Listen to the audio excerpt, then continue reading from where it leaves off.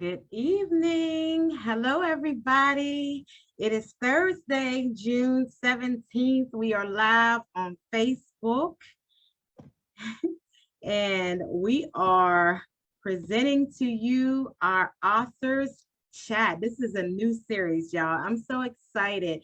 I hope you got your rest from last night's show with those wonderful authors. I hope that you're still full from celebrating Black literacy on last night, or if you caught the replay today. But now you will get to hear and listen to, I would say, these amazing ladies, authors on tonight in this series of authors chat. This is really laid back. So this is pretty different, guys, from Authors Chat. First of all, let me tell you who I am, because you may be brand new. I'm Manisha King. I am the host of Authors Chat. I am the director of marketing and promotions at the King's Press LLC. The King's Press LLC is a publishing company here in Charlotte, North Carolina. We focus on providing platforms for the unsung heroes, the voiceless, and the invisible. So people think. That's what I always like to say, because nobody truly is. However, we're all about promoting authors. We're all about literacy. We really have a passion for uplifting Black voices, but we work with authors of all backgrounds. Authors Chat is our newest series. We also have Celebrating Black Literacy every Wednesday at 7 p.m. Eastern Standard Time. And then every fourth Tuesday, we present to you Kids Talk Tuesdays at 6 p.m. Eastern Standard Time. So, as I was saying, this platform is really laid back. This is sort of like, I want you to just sit back and relax, just kind of imagine yourself in the living room with all of us. Maybe you want to go grab you a bowl of popcorn, get you your favorite iced tea or whatever it is that you like at this hour, and just enjoy some uplifting, motivational conversation between some fabulous authors that you may have heard of, some you may not. But we're going to have a great time tonight. So if you wouldn't mind, do me the pleasure of sharing this video, invite your friends, invite your family, let people know we are on Facebook Live and we are ready for you. We hope tonight that you will engage with the authors. You may have questions, you may have comments. We want you hitting those hearts, those thumbs up, all of those great things to support them and share them on through this evening. They will let you know how to support them further, but make sure that we're definitely engaging. If it's your first time, welcome, welcome, welcome, welcome. And we appreciate those who are returning. Maybe you have not seen or heard or listened in on Authors Chat, but maybe you've been here for Kids Talk Tuesdays or Celebrating Black Literacy. We appreciate you being here, spending your time with us. There's so many things that you could be doing, but you are here listening. So thank you so much. And we thank you for sharing the video and how you will engage this evening. So please let me know if you are watching, if you would introduce yourself, that will be great so we can know who you are. I also want to know where you're watching from. That will be great as well. All righty, so without going any further or belaboring anything else, I am going to bring in these wonderful authors so they can introduce themselves. All right. I don't know why I hear that. Let me see. Hey, ladies. Hello. Hi. Let me see. There's something running in the background. Okay, so thank you all for being here. Thank you for your patience. I know you were in the waiting room, and we are now live on Facebook. What I'd like to ask is that you introduce yourselves to the audience. Hi, my name is Tiffany Norday, and I am an author, and also I'm a wife and a mom. We just celebrated 10 years of marriage. We have 3 little girls. So my husband is a girl dad. And I am also a dance instructor. I'm an entrepreneur alongside being an author.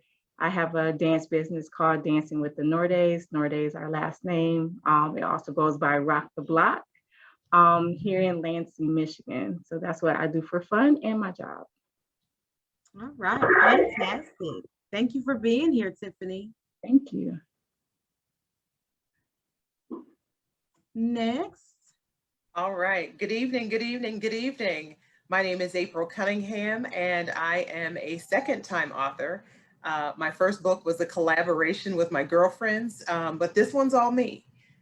These are my words. These are my thoughts. But I am born and raised in Pittsburgh, Pennsylvania.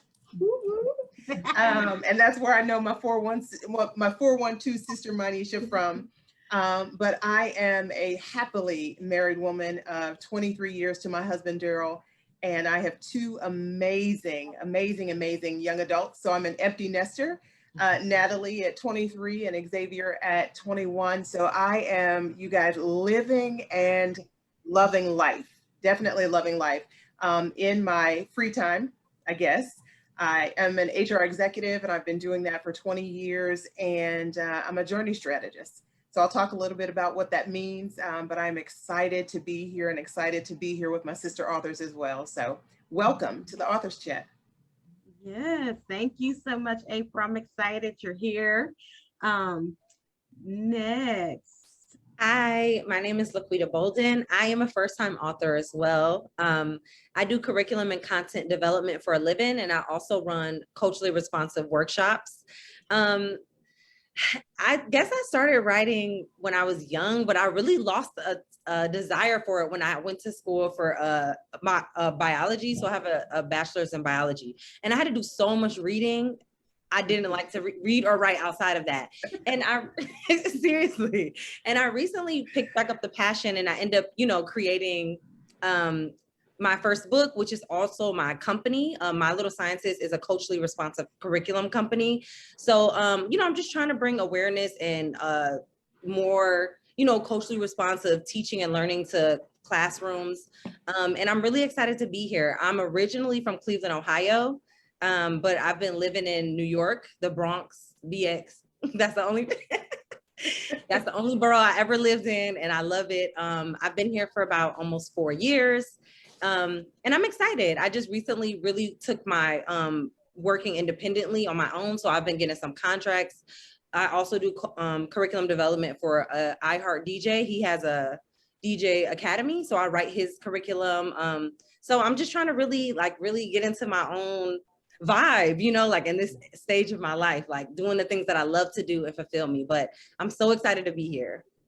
That's amazing. I'm so glad that you're here as well. Nick is tuned in. He says, yes, Laquita.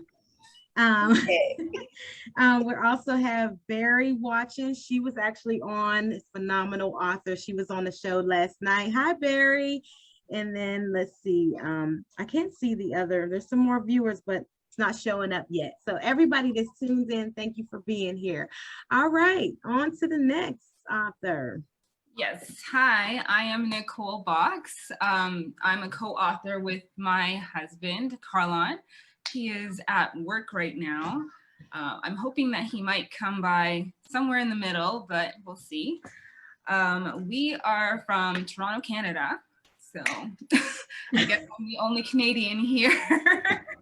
Were you waiting for us to cheer? It was so funny what you said. Yes, welcome. Keep going, Nicole. So both of us come from Jamaican backgrounds, and we grew up here in Canada.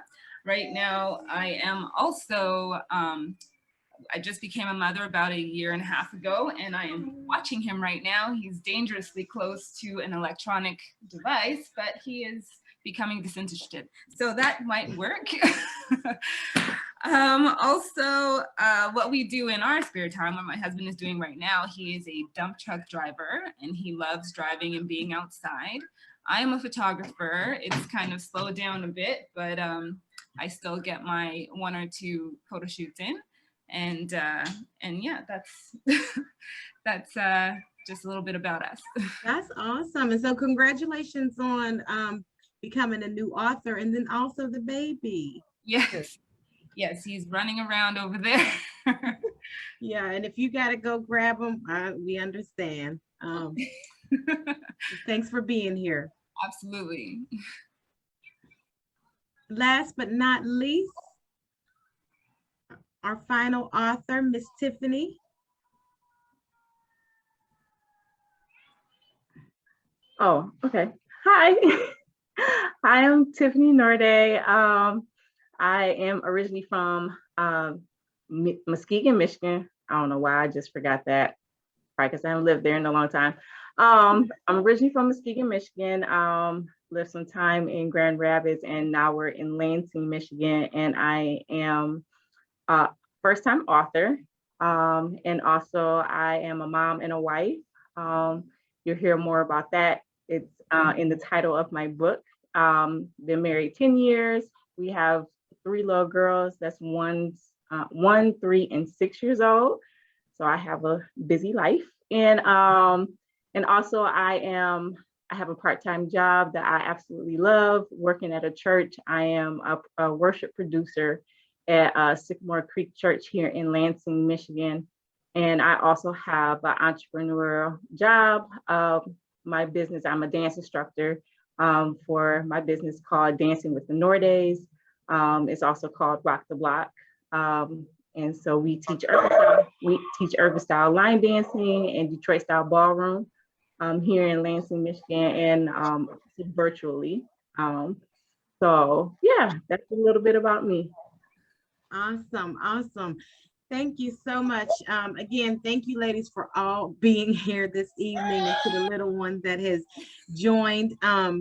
Just real quick, we have some more viewers tuned in. Aurelia Chautauqua says blessings all. Shiro is watching. Good evening, everyone.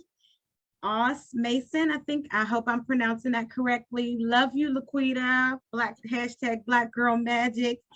And yes, your name in the comments definitely does help, Cheryl. And then AYC with these amazing emojis. Congrats.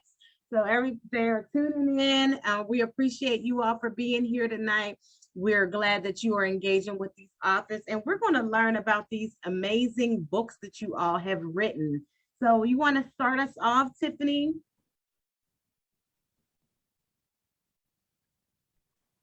Sure. Yeah, I'll start off. So the name of my book is called More Than a Wife, More Than a Mom, 7 Steps to Restoring the Woman Within. So this is what it looks like. So this is kind of inspired by my real life story. This is a picture of me pregnant. One of my friends, Alika Thrash. She is also a photographer, awesome photographer. She took my maternity pictures, and this is me being pregnant with our last girl. And so when she took this picture and I saw it, I was like, oh, one day I want that to be my cover. I didn't know when I was going to finish this book. This is something that I've been doing. It's kind of 6 years in the making, because it stems from, this was my way of making lemonade out of lemons. When I became a mom, it was 3 years after we were married and we had our first daughter, and real excited and everything. And then we hit an unexpected, how do I want to say it? Well, mother-in-law situation. She wasn't as excited as we thought she would be. And that caused the rift between me and her and our relationship. For some reason, me getting pregnant in marriage, which that was the thing that kind of screwed my head. She was not happy, and she treated me very, it was rough.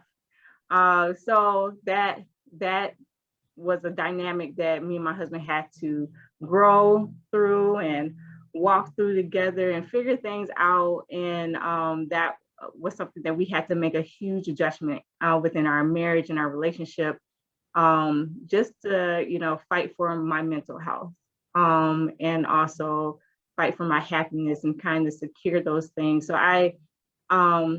it wasn't until 6 years later that I wrote this book, after definitely processing it. The chapters are each of the steps that I've kind of walked through, definitely not by myself. I am one that definitely believes in community, having a tribe.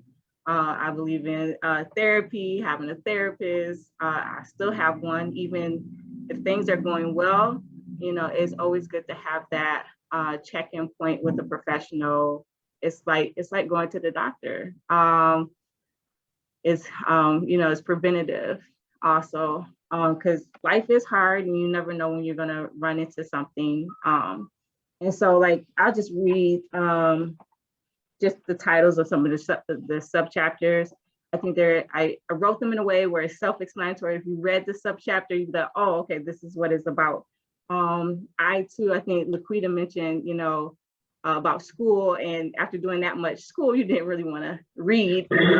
I was in a doctorate program when I was pregnant with the last kid, did not finish. I put that on pause. So I've been in school also a long time, a lot of reading. So when I wrote my book, I wanted it to be an easy read, something you can get through quickly, but it was also deep in thought. So like chapter 1 is called Wait No Longer.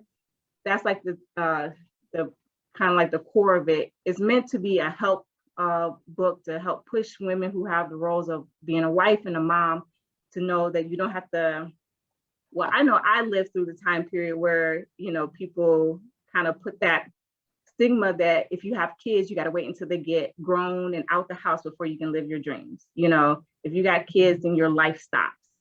I don't know if anybody out there have endured that type of, messaging that was centered towards you, but that's kind of like what I experienced, not from my mom, but from exterior family members and friends and people I didn't even know. And so I mentioned in my introduction that one person in particular, me and my husband were at a church, had our newborn, and she was someone that we knew. She took my newborn, was like, I'll let you know when you will get your life back, because you're nothing more than your husband's wife and nothing more than your daughter's mom. And so that's a direct quote from that particular woman, and I put it in my book. So that I use that as my launching pad to talk into the chapters to create some tension there, but it was real tension. Yeah, that was definitely a line that stuck with me throughout the years, and I struggled with that. And I kind of and there was a time period where I settled into that, where I didn't feel that I was nothing more than my husband's wife and nothing more than my child's mother, especially when we were getting more children. And it came to a point where, someone asked me a simple question one day: what's your favorite food, Tiffany? And I didn't even know. I knew what my husband's favorite food was. I knew what my kids like to eat.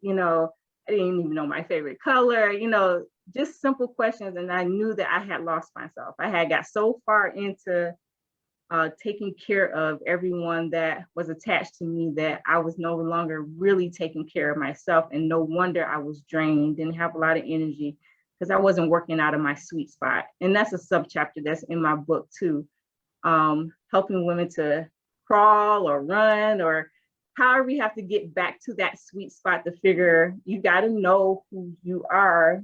And that's why singleness is so important. That's like the time period where you can identify what that is and hold on to it without having to think about no one else. But you are thinking about other people, because you being authentically you and all of you does help everybody. So it's not necessarily, in my mind, it's not necessarily a selfish thing to think about yourself in that season. And even when you are in a season of being a mom and a wife, you do have to have that time to think about yourself, because I talk about in the book that a woman in the house is kind of like the headquarters. So I have a sub-chapter in my book that's called Every Woman Needs a Space. So you guys are viewing part of my space, when we got this house in Lansing, I claimed my room first. And this is the room where I have a lock on my door. Just a few minutes ago, somebody tried to get in. They couldn't get in because I got a lock. You know what I'm saying? So my work done, mommy and wifey can get energized. I can have fun. I got my own TV in here. And if I'm happy, everything else runs smoothly in the house. And this is where I find peace. I find joy. So that's just a little bit about my book. I know I was jumping all over the place, probably because I'm nervous at the same time. No. It was really good. You said a lot. You said a lot of good, jewels, actually. You dropped some, taking us through your book. There was such good things that you said. And so we appreciate that. A few people, Shiro says, love the title. Say that, honey. She has some fire behind it. Patricia Edie, I think it is. Welcome. We appreciate you being here. Shiro says, I know the feeling. Speak to my single self. I better embrace it and enjoy it. And so I need a lock. That's what he's asking. I hadn't heard that before, that, someone just put a lock on their door and kept people out. But hey, I guess you got to do what you got to do. And if it's working for you, great. But thank you, Tiffany. That was really good. We'll have some questions for you as well as we move on. Our next author, April, if you'll go ahead and tell us all about this book that you wrote. Absolutely. Absolutely. Well, Tiffany, thank you for that. That is just my launching pad. You shared some things about words and the words that you remember that your mother-in-law and other people have said to you. And that is what my book is about. And so here's a copy of that. It is Embracing Your Journey, Gaining Strength with Each Step. And I gave a tribute to my hometown. This is the city of Pittsburgh and its backdrop. When you come into the city, you see this beautiful yellow bridge, and it takes you across the water. And it just reminded me of where my journey started. And it is about embracing the journey as a woman. And for me, words are so important. Webster describes me as a logophile. I love words. I like the way they sound. I like the way that they land with the receiver, how it makes them feel, because words, and I'm a spiritual person, there's life and death in the power of a tongue. And words will stay with you. They will build you up. They will cut you down and cut you deep. But it is important for us as women to make sure that we use these words of affirmation, to make sure that we lift ourselves up, that we motivate ourselves, even if nobody else does. And I'm going to say this, and hopefully it's okay. Clap for your damn self, right? Make sure that in spite of what anybody else says, that you do you always. And so for me, my book is about words, and I've got 90 of them. I've got 90 powerful words, 90 powerful lessons. My target audience is for women. I won't leave my men out because men have taught me how to live. And so it's very important for that. And in my book, it talks about my why. And my why is about taking us on the journey that we've lived. There have been some ups, there have been some downs, and it takes you all around. But your journey is but that. It is yours. It is your story to tell. And for me, this book, Embracing Your Journey, I turned 50 last year. And on my Facebook posts and my messages, you saw my journey to 50. You saw my weight loss, you saw my weight gain, you saw my ups, and you saw my downs. But the beginning of my book started, and it's Father's Day coming, so I'm sure that my post is going to come up. But it started about a Father's Day post that I put up. Dance with My Father is by Luther Vandross. It's one of my favorite songs, but I can't relate to it because I did not have that relationship with my father.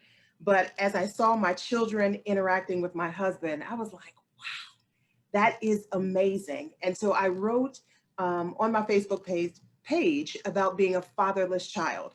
And there are so many women, there's probably about 300 or 400 comments on that post now about women who have had that same journey. And so that's when I started. And you know, when Facebook sends the memories back, I began pulling back all of those words that I had given to other people, that I had responded to people's posts. And you see those messages of, sis, I needed that. That helped me right at that moment. And this journey that I have been on has been one of a labor of love. And you know, in this pandemic, all of us have been in the house. We have been isolated. We are social beings. We are social creatures. Our nature is to interact with other women, with other people. And so that is the premise of the book, is to be able to share those messages about yourself. And I hope that as you experience some of the words that I've shared, and they're regular words, it's about success, it's about motivation, it's about triumph, it is about best. And one of my favorite stories in my book is about best. And that's the word, that's the journey word that I say. And as a young woman, well, maybe not a young woman, maybe 40-ish, I missed out on some things. I'm the youngest of 5 children, and there's 10 years between me and the sibling in front of me. So I was that special child. You know, they say that, right? A special child. And so I had the opportunity to want to ask my mother, why did I miss out on so much? They got to have all of this. Why didn't I get? And so I waited until I was 40 years old to ask her that question. And when I asked her that question, I don't know what I was expecting, but her answer was one that made me think a whole lot about it. And she said, April, I did the best with what I had. And so all of the things before that, it no longer mattered because I now understood she gave me what she had.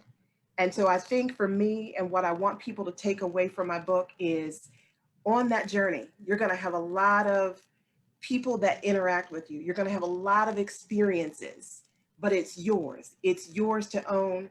It's yours to make memories about, and it's yours to triumph. And that's what I utilize in my business, to be able to coach women at all stages in their life about your journey, about your wins, and about your successes. So I hope that gives you some insight. I'm excited. And I hope that when you read the book, that you will see those journeys and you'll go, I remember my own.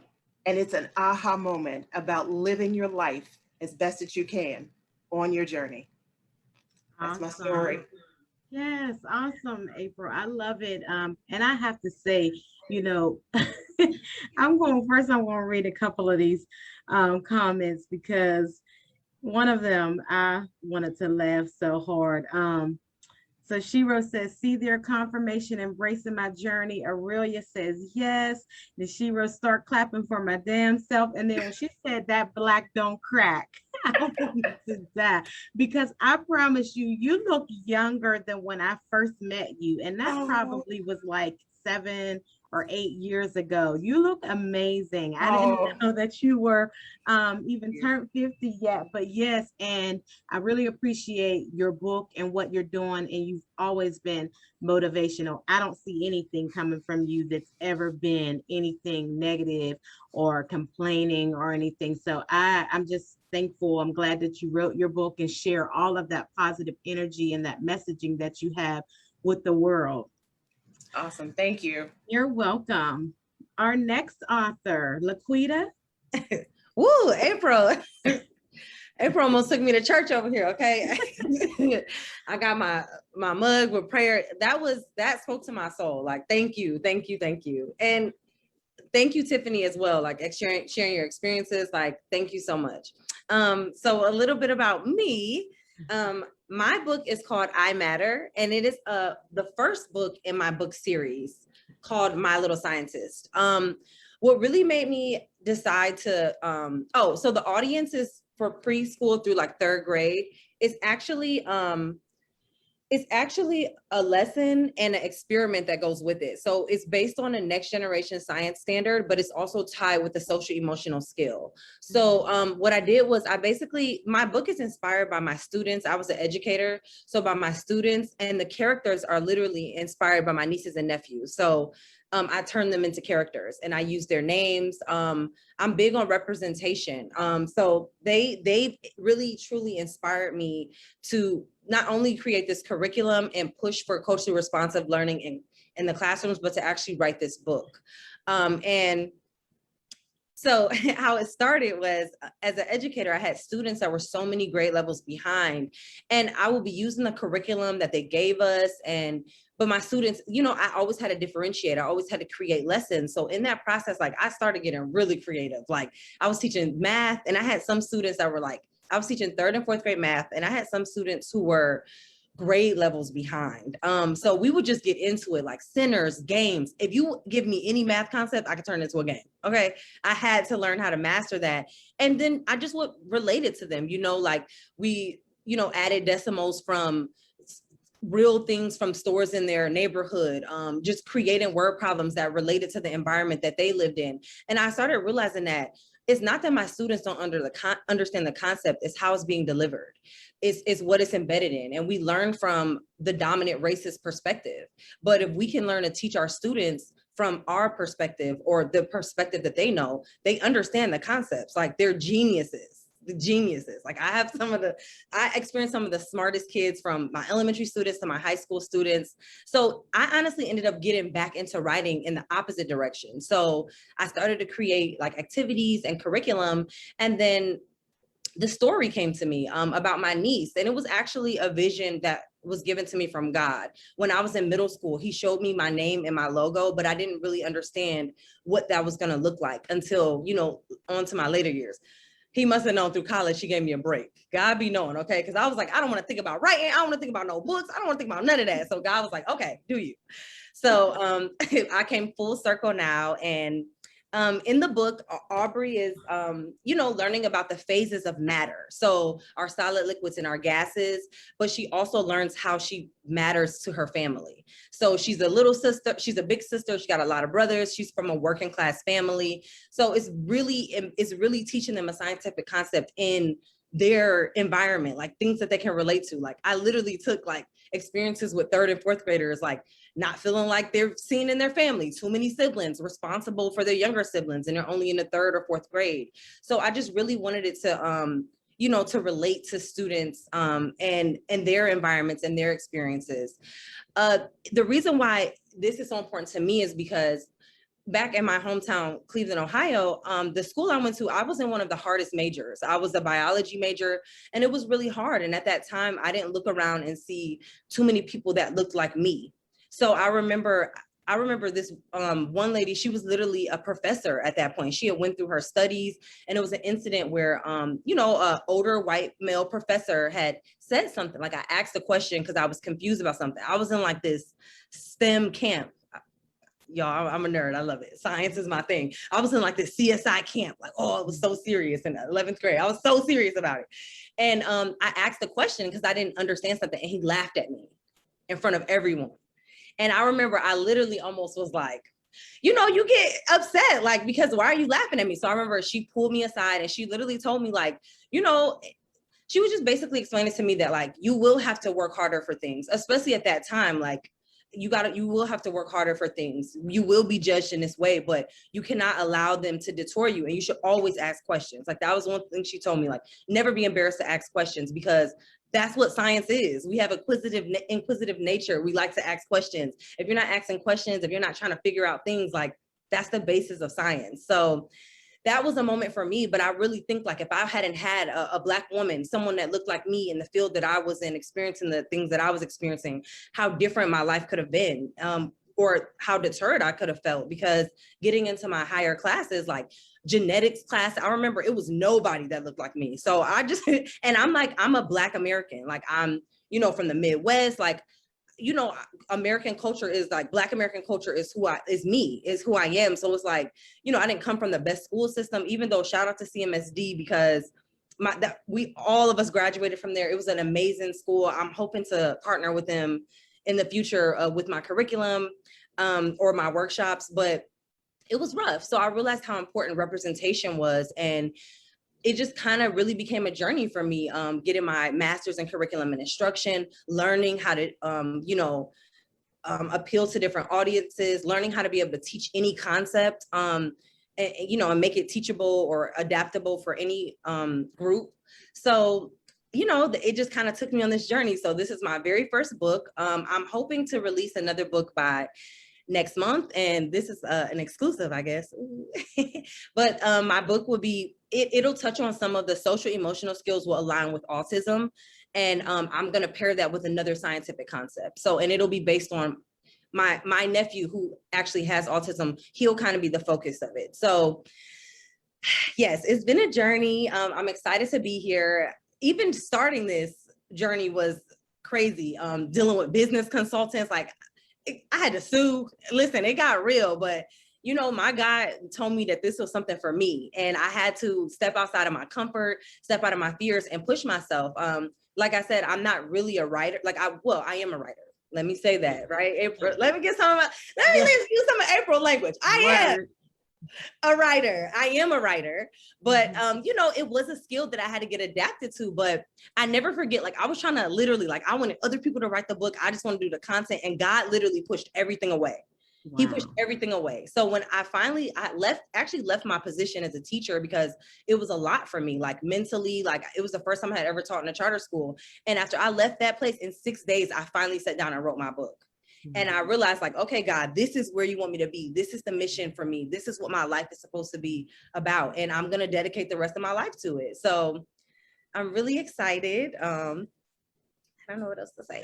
I love it. I love your excitement. I love your passion. I love your commitment to educating children and making it culturally responsive, because that's exactly, like you said, what our kids need. And I relate to you in the sense that I am a previous educator as well, and I did not write my book until I left education. I think that is so interesting. I just felt like my creativity returned, and I was able to focus and write, because teaching is stressful. We need all y'all to know. Parents, it's so stressful. But anyway, you got your glow, you got your shine. I love your book. I love the cover. I love what you're doing. So great. There was a question. Oh, I'm going to come back with the question that I have for you as well. So we don't want to take it away from you, Nicole. It is your time to shine. Well, okay, so my husband and I are first-time authors. It was his idea, actually, that he's had for many years before he even met me. And we finally got our samples actually this week. So this is the book. It's called Smelly So Sweet. And it's a book about a mango. And this mango goes to school. The mango likes to meditate, and he likes to do art and all kinds of different things. And my husband just came up with a rhyme about mangoes. And he decided this year to just put it pen to paper and make it happen. So that's where I came in. Not that I was the illustrator, but I made sure all these things came to happen. And for me, my motivation was this guy, because he is a picky eater, right? And I started thinking, hey, what if I just started to get him more familiar with different fruits? So based on my husband's idea, I decided to start it to be more of a series. So we're going to explore many different fruits and vegetables and why they are healthy for people. And at the same time, we're going to be promoting healthy living, like meditation and exercise and things like that. And yeah, so I'm just really excited about exploring all these different kinds of fruits and vegetables. There's so many fruits in the world you wouldn't even realize. There's like fruits called dragon fruit, there's baobab, all kinds of different fruits out there that you would never have ever known if you didn't decide to even investigate. Especially all over Africa, there are so many different fruits out there. There's so many different kinds of apples and mangoes and all different things. So that's part of why I got into making it more of a series. And as well, sorry, just a minute. Oh dear. Are you okay? I'm sorry. I'm going to try and multitask here. Just a moment. So while she's getting the baby, okay, go ahead. Yes, he's fine. That's what moms do. That is Mhm. just, it's For a part of sure. the journey, honey. Don't worry For about it. It is a sure. part of the journey. Okay, what I came up with also around this idea is a newsletter. So we're going to be starting a newsletter. See, happy and sad, this guy. So we're going to have a newsletter, and we're hoping that our new audience will help us decide what new fruit or vegetable to make our next character. So please feel free to come on to our Instagram page where you can connect to answer the question about what kind of fruit or vegetable you'd like us to speak about next. Also, our book is now available on Amazon. So you can always just look up Smelly So Sweet or go to Instagram or Facebook. And next for us, we were thinking of doing a coloring book based on the first book that we have going here. And also when you sign up with us, you get a free coloring page as a sample of the coloring book. And yeah, I think that's almost everything that I wanted to share with everyone. That's really great. I love the concept behind your books, tying or paralleling, bringing together the fruits and vegetables for healthy eating to then tying that into healthy living, so you have what is it? It's meditating with the mango. Say that again. What's your title? Yes, the full title is Smelly So Sweet, the Meditating Mango. Yeah. The things he likes to do. So in the book, Nicole, are there like meditation techniques or I would say, I guess, suggestions or what? How does that connect? It's more of a suggestion. So since this is just the first go, it's kind of trying to be more of an overview. Okay. So it's a rhyming sort of story where it introduces the character, the mango, and the different things he likes to do, things that he learns at school. He eats vegetables, he meditates, he does artwork, he writes, he shares with his friends, things like that, just to kind of dip our foot in the water and see how people take to the concept. Okay. And moving on, we might try and make a more stronger impression on certain health and wellness concepts as well as the fruits or the vegetables. Okay, all right, awesome. So you have really great ideas for the coloring book and all those things as well. So I'm excited for you guys. I'm excited for your family. So as I was listening to you all, and you're sharing your books and you're doing amazing things. You are amazing authors. I wanted to ask a few things. So looking back, Tiffany, starting with you, the mother-in-law dynamic. What do you think what would you suggest, or in your opinion, how can we make this mother-in-law wife relationship stronger, if anything? Right. So I'm one that I love to be honest. I don't have an answer for that. Okay. And so what I do provide in my book is chapter 3. And the funny thing is, for those that have bought the book, I've had several people say the first chapter they go to is chapter 3, and it's titled "The Mother-in-Law versus the Mother-in-Love." And so the funny thing is, my husband even bought a book, and he said he went to that chapter first, but he already read it because I tested it through him because it's his mom. So I did it very tastefully because I didn't want to, because I'm still holding on to hope that one day this relationship will be rectified and smoothed out or whatever, because we were good for the first 3 years. So I'm not really sure. That's why I don't know the answer, because we all have our own individual lives and we carry things with us, and we react and to different things. So I'm not really sure. I don't have the full story. So I provide the steps that I needed to take when something like that happens that I don't have control over. But the thing that we do have control over is how we process situations that come into our space, into our life. And so I divide that chapter up into 4 different areas, talking about how to deal with tough conversations, how to break the silence, because and I took the chance of putting this in my book, and I put it purposely in the middle, because the first 2 chapters before that, one is called Wait No Longer, just to get you out the gate. The second chapter is Healing Season is Planning Season. So starting to, while you're healing, it doesn't mean that you shouldn't be doing anything. And while you're away from the public, while you're, like COVID was a blessing in disguise. Now, granted, it was a horrible situation.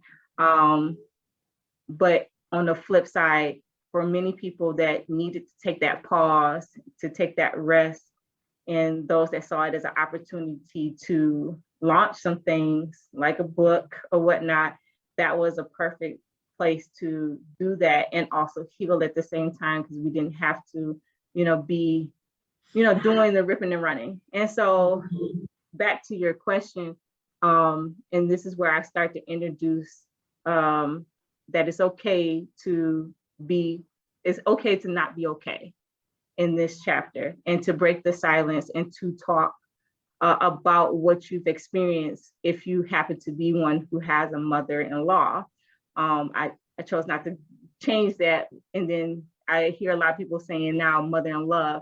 So I incorporated that because I do have a stepmom. Well, my husband has a stepmom and a mom. So I kind of have the best of both worlds in this concept, because my stepmother is more like the mother-in-law. His mom is more like I just, use the play on words. Not that she's a bad person or anything like that. Like I said, I don't know the other side. But we had to take some time away because we did not know what was going on, and it just wasn't healthy. And we didn't want that relationship to be displayed in front of our kids, because we know kids soak up things like a sponge.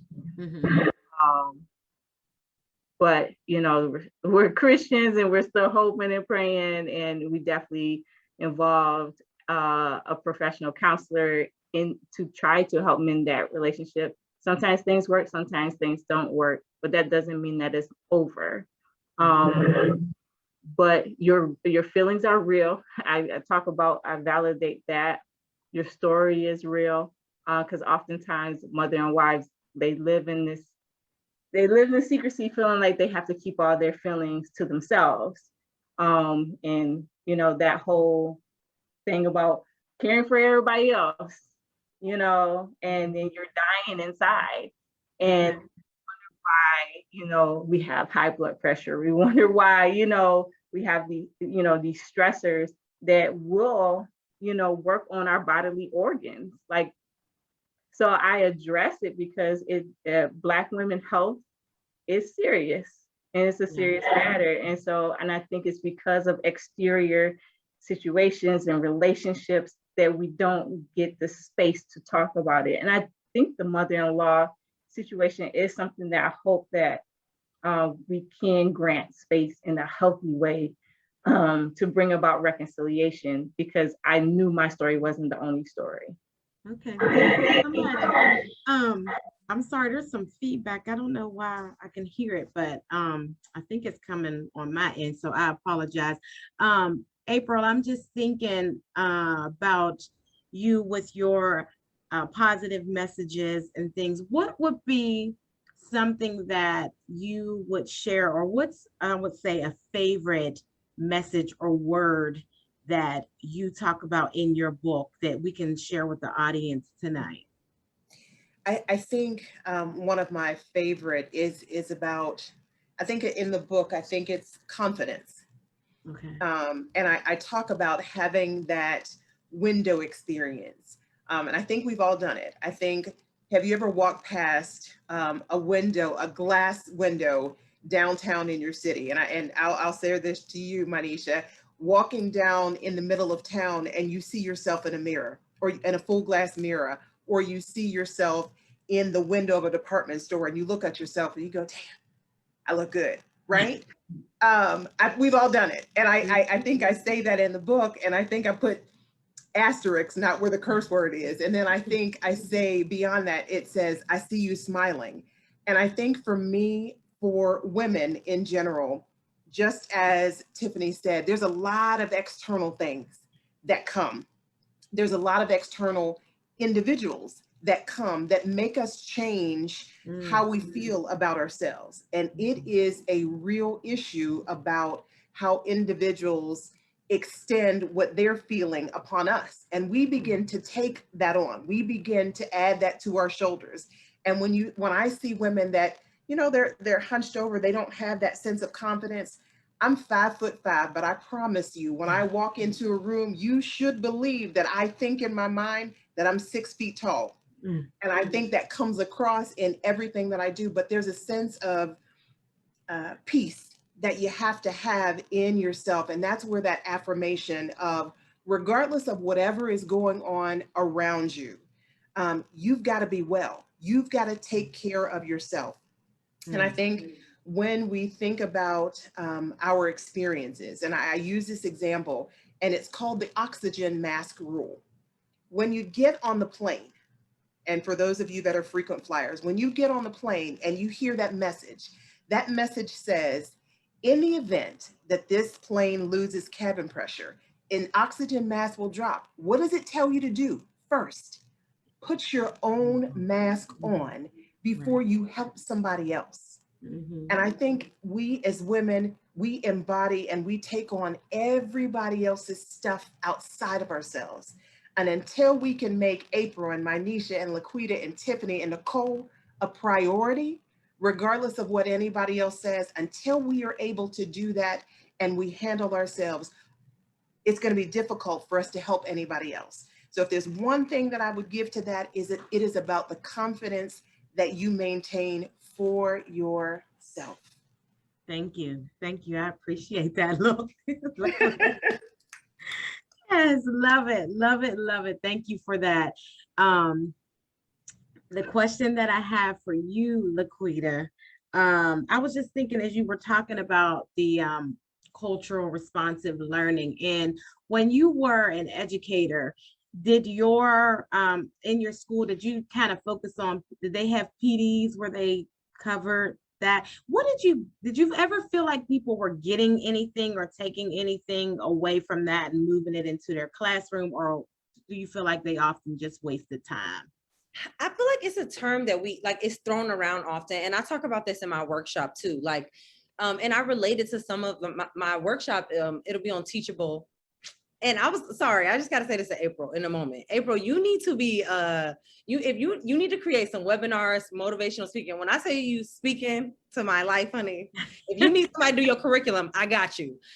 You need to get you a webinar. Okay, but it was like a terminology that's thrown around. So I feel like it became a way of like, oh, we have to do it. But like people kind of really overthink it, because when you're really coming from a place of just, let me really understand the people around me, that real selfless space of understanding the students in front of you, their struggles, where they're from, getting to know their family, getting to know them.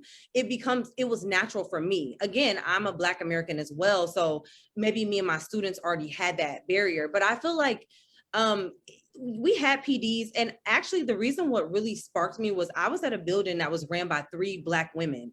And when I tell you the way my principals and assistant principals, and I mean, they still support me, and I haven't been there for like 5 or 6 years, but they allowed me that space to say, what do you think is best for your students? So they really allowed me that freedom outside of mandates and all of those things to really provide that for my students. But I really believe that it's just a terminology. Like some people like, okay, I need to do it, but they don't really understand the root behind it. And it's really just getting back to our human nature of understanding the people we have and their struggles and incorporating that into our styles of learning. So yeah, I'm ready to revamp the idea of culturally responsive, and I'm ready to take on every school district in the world and let them know, like seriously, because it's like at this point right now, why don't we have Black and brown curriculums or things written by curriculums in schools. Like, Yes. hello, Juneteenth just became a holiday. Look, I'm so glad you said that, because that's what I was going to ask you guys too. So look, we're on the same wavelength. I was going to ask you, what are you guys feeling about this, Juneteenth being turned into a national holiday? How y'all feeling? Anybody? Well, I'm gonna talk all the time, right? I am excited about it. The story has been there for years. There's some Black and brown people that don't have the experience about it. So I'm glad that it's at the forefront. And I'll just be honest, I am excited about that opportunity, but let this not be a smokescreen, that you forget about all of the other things that affect us. There are hate crimes that are happening out there where other cultural ethnicities are being protected. And I need to make sure that as we bring this to the forefront, it is a win for us. So don't make no mistake, it is a win. But let's not forget all of the other things that we need to bring to the forefront to make sure that this brown face and all of the other little brown faces behind me face no other criticism or face just an open war on brown people just because we have this. So I am celebrating, but I'm also woke to know that we still need to drive the message home. Exactly. Thank you. Were you going to say something, Tiffany? Yeah, I was totally excited about this because I think this gives other people who are not African Americans a different view. Because I feel like during Black History Month, it's like a view into the horrific past, and some people stay there. But Juneteenth is all about celebration, and these are the achievements of Black. It's a lot of positive energy, and maybe it's definitely a win for us. So I'm glad April said that, because I've been watching social media. Some people but blah blah blah. It's just like we got to take the wins when we get them, and like April said, keep on trucking. Like voter suppression. This is not a smokescreen. We still want that. You need to fight voter suppression. The lynching law. I'm like, why is that still not passed? Stuff like that. But we're going to celebrate this. Thank you. And we're going to keep moving forward. But I think for those that are trying to turn the corner and learn more about African American history, I think this is a great educational point. At least because I feel like in Lansing, my city is embracing it. There's 6 activities that will be going on this weekend. So that's pretty cool. And I work at a predominantly white church, and they've been asking me questions. So I was like, I just tag you on the flyers, come and experience. Yeah. So yeah. And it is definitely a great opportunity for conversation. Yes. And for people who don't know, about us as a people to learn. And like you said, to learn in a celebratory mode, not that mode of like, oh God, so many dreadful things have happened to you guys, even though it is, it still is connected to slaves being free, but there's more about, our gifts and our abilities and our talents and, the good food and things, all of that. So this is cool. Thank you guys. So who is saying, we have a couple DJs like, I love it. This is DJ whatever. He says, I love it. Aurelia, amen. Love that from DJ. But God, Aurelia, yes. Also, she said, DJ saying, yes, I'm not an agreed preach. I can't remember when that came in, but I think it was when you were speaking, Laquita. And then say it louder for the people in the back. That was, I think, when you were talking about let us not forget, and let it not be a smokescreen, April. So thank you all for, as you're giving your comments. This is amazing, DJ said. Oh, great. So the next question, moving on from Juneteenth, and we talked about, the mother-in-law thing. I asked you, Nicole, about your you said what will come next in your book series? For what we're thinking of is just the coloring book. Okay, got it. As well, we Got it. wanted to hopefully gain a bit of an audience and then do a survey asking what the next character could be, if it could be I don't know, dragon fruit or Yeah. coconut, or just what the next fruit or vegetable is that we would investigate and do a story on. Because And also you were, at the back of the book, we have facts about the actual fruit or vegetable so that people okay. know what it's good for, what it does for you in your body, and also Mhm. just some general facts about the fruit. Now, let me ask you about the fruit, because you were naming some fruits that I had never heard of, or maybe it was even vegetables. Exactly. Do you have a preference when it comes to the farmer's market versus the grocery store? What would you say? If I could catch a farmer's market, then I would. Okay. But otherwise, I'm stuck like anyone else going to the grocery store. Okay. I just try to see in Canada. I don't know if it's the same everywhere. In Canada, there are some indicators about whether or not something is fully organic versus GMO. Mhm. So we always try to veer towards the better side. Mhm. But that's all we can do since we live in a city. Okay. Okay. Sounds good. Cool. So before we close out, ladies, real quick, I want you all to share where we can purchase your books, how people can connect with you, and then if you can try in, I would say 30 seconds or less to give acknowledgments to whomever you may choose or wish to. It doesn't matter what order you go in. Okay, well, I'll go first. There we go. Let's go, Nicole. Let's go. I'm just going to acknowledge my husband, who is unfortunately absent at this time. He is working hard for us. And also my parents, and also all our friends who help support us and bring this all together. I also did want to mention that the series is called the Electric, I don't know if you can see that, the Electric Foodie Cup. So when you're looking online for us, we're on Instagram and Facebook, and available on Amazon for purchase, and also Facebook. We are called the Electric Foodie Club, as a reference to foods being electric and alive. If you were to get the organic and natural versions, they are electric and alive, and they do good for your body. Awesome. Thank you so much. Nice. You're unmuted, April. Yeah, yes. Thank you. My book, Embracing Your Journey, is on Amazon, but you can get your autographed copy on my website at aprily.cunningham.com. That's my website, my name, that's on the book. And I am excited to acknowledge my coach. Andrea T. Martin from Discovering Your Wings was an awesome coach to walk me through this. But to my husband, most importantly, because he was up hearing me edit, reading these pages, I was waking him up in the middle of the night as words would come. I'd be over there on my phone like this, typing. So I'm just excited and wanted to acknowledge him and my family for taking the journey with me. It has been a great journey. So aprily.cunningham.com is my website. Awesome. Thank you. So My Little Scientist, I Matter. You can purchase it on Amazon.com or BarnesandNobles.com. You can also go to my website, MyLittleScientistLLC.com, where you can purchase it, and you can also contact me for if you wanted me to do workshops, culturally responsive workshops, or if you wanted me to do curriculum and content development. April, me and you gonna talk. Yes, I'm on it. You got it. You sit on a gold mine. Okay. What else? Oh, I want to acknowledge my nieces and also my students. I really want to thank them. Thank you so much for allowing me to learn from their experiences. The first high school class I just taught, they graduated yesterday.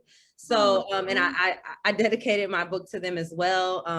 ULC, I'm so proud of them, and all my friends and family that have supported me in the journey. So find me at My Little Scientist on Facebook or Instagram, and then you can also find my book on Amazon or Barnes and Noble as well. Thank you. Awesome. Thank you. And I see DJ's really interested in your book, and he wants you to repeat it. But if you all will also just put it in the chat, the Facebook chat, your links and things of that nature, that will be great too. Tiffany. Cool. Well, I also want to acknowledge my husband as well, because he's holding it down right now. And he also held it down when I was writing this book as well. 3 little girls. So y'all can imagine the screaming and all that he had to deal with. And you can find my book on my website, which is booksbytiffanynorday.shop. So my last name is spelled Norde, and it's .shop. And that's where you can purchase my book. And I also autograph my books as well. I just like specializing in it, like April mentioned, because this is an exciting moment, especially being a first-time author. You can also find me on Facebook at More Than a Wife, More Than a Mom. You can use that to find me on Facebook. And I'm also on Instagram under Mrs. I Venture the number 2 Say. And so that's my Instagram and my Facebook. Yeah. Oh, I wanted to mention one other thing. There was a Black-owned company that heard about my book, so they partnered with me. I actually have the lipstick on right now. One of my sub chapters is called Find Your Superpower, and I talk about how I love lipstick, and that's the one thing I put on to help me feel confident. And I talk about encouraging women to find that thing. It could be glasses, earrings, you know, a hairstyle. Is something that is connected to you that makes you feel beautiful, confident. And for me, it was lipstick. And so they heard about that, and it's called No Label Lipstick. And they made a color for me called Superpower. So if you're interested in the shade, looks different on every complexion. Some people have sent me pictures after they bought it. It's super cute. I picked red because, you know, like a red cape, like a superhero. So to get the lipstick, you just send me a DM and you can purchase that. Thank you, Nicole. Oh, Nicole already went. I'm sorry. Did she go? I'm like, yeah. So everybody got a chance to. Fabulous. It's been great, ladies. You all are dynamic. Like, I just love what you're doing. I'm honored to have had you here as special guests tonight. So many have been enjoying this, and you'll get to go back through and see all of the comments and respond as you can. But most importantly, all of you that are viewing, even if you're catching a replay, please make sure that you support these authors and let them know how you supported them. If that's by way of sending a review, you know, tagging them in a post, whatever it is that you can do, and sharing whatever the work that they do, their books, coloring books, lipsticks, whatever it is that they have going on. If you can just, you know, spread the word.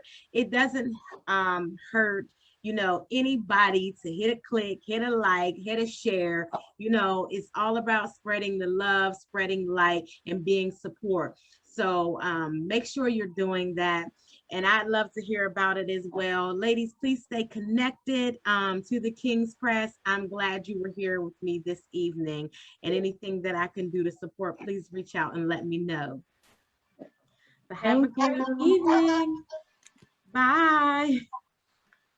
It has been wonderful. I really got refueled again and just really I'm just overwhelmed and overjoyed by just meeting so many awesome people and awesome authors that are writing their stories and that are writing stories to empower and to change lives of those that they're either connected to, or even those that they don't know, that picks up their book and, you know, get something out of it to where they become different. You know, they're motivated. Something that they have written in their books is life-changing for them. You know, just as April said, words have power. And as the readers are reading the words in these books, people are getting all kinds of ideas. People are getting all kinds of inspiration. People are being moved to the next level. People are seeing that they need to reach out to therapists. People are seeing that it's okay to get help, that it's okay as, you know, as a Black person to get counseling. You know, relationships are being healed. Communities are being changed. Families are being revived and restored. And then people also see that, you know, our families are important to us. You know, for whatever reason, society can make it seem like family isn't important to Black and brown people, but I love to see it on all of these platforms. And as I'm meeting and I get to talk to these people, even behind the scenes, knowing that, you know, family is important. Um, Friends are important. Just connecting with people and connecting with others are important. So hopefully tonight you got something out of our chat as authors, and you can continue a relationship with these ladies. And again, as I said before, support them, and that you'll also come back and connect with us at the King's Press LLC. If you want to connect, and maybe you're a writer, maybe you hope to become a writer, maybe you have some ideas for writing and you need consultation, you need some help to get started on your journey, check us out on our website, www.kingspresspublishing.com. You can follow me on my personal page, which I'm streaming from now, Manisha King. Our business pages on Facebook and Instagram is The King's Press LLC. I love to hear from you. I love to hear your story. I love to see how we can connect, and you can even promote the work that you're doing. So feel free to reach out through email. You can get that off of the website. Any way that you need to connect with me is on our website. So I'll give you the address once more. It's www.kingspresspublishing.com. I'll also leave it in the chat with the rest of these lovely ladies that is going to leave the way that you can connect with them and purchase their books. And so if you missed it and you didn't hear it, check back on the video in the chat. You should see all of their links and ways of which to connect with them. Again, thank you for being here on this Thursday evening. We appreciate your time. We appreciate you sharing and supporting, and we hope to see you back next Tuesday. Kids Talk Tuesdays. We will be live with Jordan Ingram, and I'm so excited. Such a lovely family. Again, inspirational, powerful. So we want to talk to the kid author in the home, and we're going to learn about his journey in becoming an author. So we hope that you will come back next Tuesday at 6 p.m. Eastern Standard Time. And again, Celebrating Black Literacy will be on Wednesday at 7 p.m. Guys, take care, love yourself, take care of those around you, continue to be a light and give love in all that you're connected to. Have a great evening.